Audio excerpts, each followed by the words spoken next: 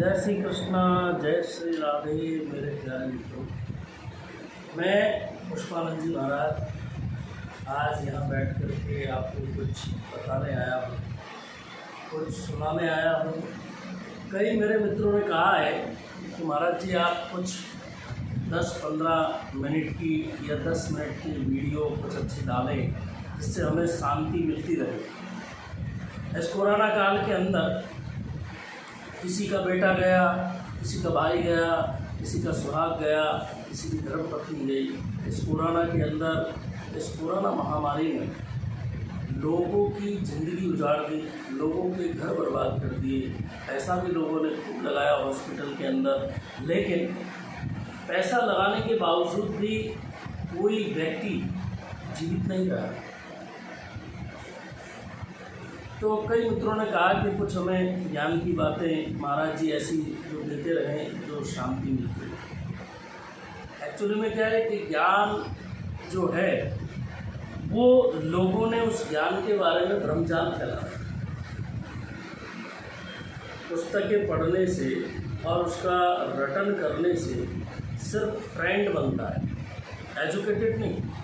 क्योंकि एजुकेटेड व्यक्ति जब बनता है जब उस बात को जो पुस्तक में लिखा हुआ है उसको समझे। तो शब्दों का कई लोग अनर्थ कर देते हैं, कई चीज़ों के शब्दों को गलत दिशा में ले जाते हैं। तो ज्ञान बहुत बड़ी चीज़ है और ज्ञान को समझने के लिए जब इंसान ज्ञान को समझ लेगा और जब ज्ञान की प्राप्ति किसी को हो जाएगी तो वो अपनी जब परिपक्व अवस्था में जब ज्ञान आएगा तो उसमें से प्रेम बरसता है और ज्ञान से ही प्रेम की प्राप्ति होती है, भक्ति की प्राप्ति होती है। कई संतों का मत है कि पहले भक्ति आती है फिर ज्ञान आता है, लेकिन मेरा मत और हमारे वृंदावन के एक संत हैं राजेंद्र दास जी का मत है कि जब तक उसमें ज्ञान नहीं आएगा तब तक वो भक्ति नहीं आएगी। क्योंकि जब तक वो जानेगा ही नहीं, ज्ञान उसको बोलते हैं कि जो जानता ही नहीं कि भगवान श्री कृष्ण हैं या ये माता जी हैं या फिर ये दुर्गा माँ हैं या फिर ये भगवान शंकर है या फिर ये भगवान हनुमान जी महाराज हैं, तब उसको ज्ञान ही नहीं होगा तो भक्ति कहाँ से आएगी। जब ज्ञान होगा कि हनुमान जी महाराज ने रामायण के अंदर भगवान श्री राम का साथ देते हुए रावण के लंका को जलाया था, तब उसको ज्ञान होगा कि महावीर है, वीरों के वीर महावीर हैं, तभी तो उसमें भक्ति आएगी। उसके लिए जागृत होगी भक्ति कि हम हनुमान जी की पूजा करें, भगवान श्री कृष्ण की पूजा करें, भोलेनाथ के दूध चढ़ाएँ, ये देवों के देव महादेव हैं और ये भोला शंकर हैं, चाहे जिसको वरदान दे देते हैं। कोई एक लोटा जल चढ़ाए, कोई एक लोटा दूध चढ़ाए, बीड़ी चढ़ाए तो वरदान दे देते हैं। तो ज्ञान बहुत बड़ी चीज़ है।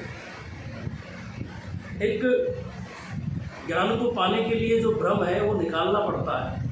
अब भ्रम क्या है कि पुस्तकों में पढ़ लिया, वक्ता का माप तोड़ करते रहते हैं कि महाराज जी ने श्लोक गलत बोल दिया, महाराज जी ने बात गलत बोल दी, तो उसका माप तोड़ हमेशा व्यक्ति करता रहता है। अब मान लीजिए कि अगर मिट्टी का घड़ा है, अब वो खाली है, उसको नल के नीचे लेके जाओगे तो उसमें जब पानी चलाओगे तो वो भरेगा, निश्चित है। लेकिन अगर वही मिट्टी का घड़ा आप उसमें पानी भर करके नल के नीचे लेके जाओगे तो क्या होगा, उसमें से वो पानी बाहर निकलेगा और वो पानी गिरेगा। इसी प्रकार ज्ञान है, आदमी में से ज्ञान की प्राप्ति होनी चाहिए, ना कि उसके साथ में कोई बहस होनी चाहिए।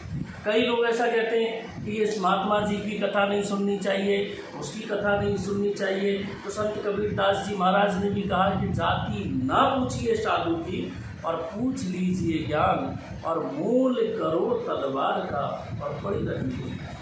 तो ज्ञान बहुत बड़ी चीज़ है। ज्ञान अपनी जब परिपक्व अवस्था में आता है तो वो प्रेम बन जाता है। कोई ज्ञानी व्यक्ति से अगर आप पूछोगे और वो आप गलत उत्तर दोगे तो वो मुस्कुरा देगा, लेकिन उसका विरोध नहीं करेगा, क्योंकि वो जानता है कि ये इसके अंदर कम पानी भरा हुआ है, इसकी गागर में कम पानी भरा हुआ है, इस व्यक्ति में कम ज्ञान है। इसलिए वो जानते हैं कि इससे ज़्यादा बहस करने से कोई मतलब नहीं, इसको ज्ञान के बारे में पता ही नहीं, और ये बहस करेगा तो कोई मतलब नहीं होगा। तो इस भ्रमजाल को हटाना चाहिए। भ्रमजाल क्या है? एक महात्मा जी थे, काशी के अंदर रहते थे, गंगा नदी के किनारे में उनका आश्रम था। एक बार उनके शिष्य ने पूछ लिया कि महाराज जी ये बताइए, शिक्षा का निचोड़ क्या है, ज्ञान का निचोड़ क्या है? महाराज जी ने कहा कि समय आएगा जब आपको पता चल जाएगा, चिंता मत करिए। ये बात कुछ दिन बीत गए, तब एक दिन महाराज जी ने, गुरुदेव ने कहा कि बेटा ये कुछ पुस्तकें हैं, इसको कमरे के अंदर ले जा करके टेबल पर जाके रख दे। जब वो शिष्य गया तो वहाँ अंधेरे में उसको कुछ नहीं दिखा और एक सांप दिखा और वो भाग करके आया। गुरुजी अंदर सांप है, मुझे डर लग रहा है। गुरुजी ने कहा कोई नहीं है, तू जाके रख के आ। फिर गया तो भी उसको सांप दिखा। गुरुजी ने कहा कि एक काम कर, एक दीपक ले और उस दीपक को जला करके लेके जा।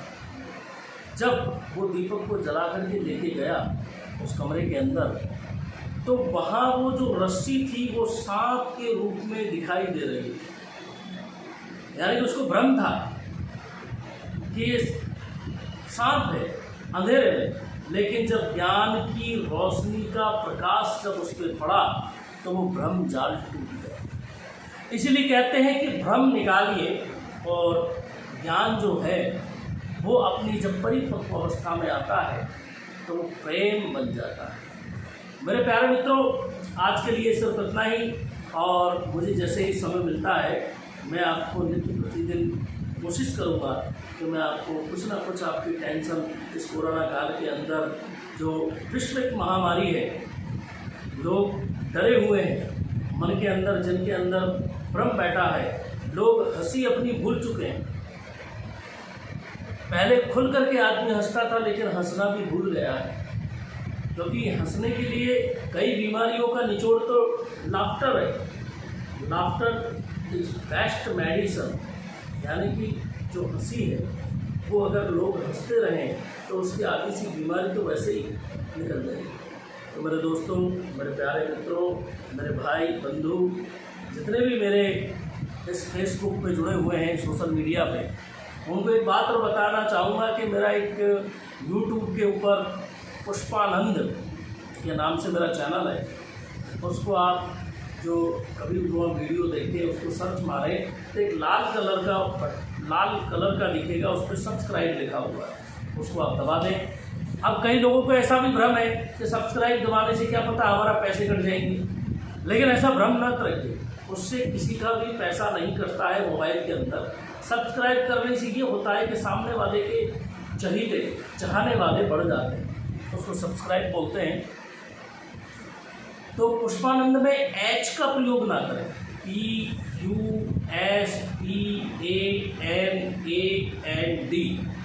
ये पुष्पानंद खाली लिखें और सर्च मारें बस।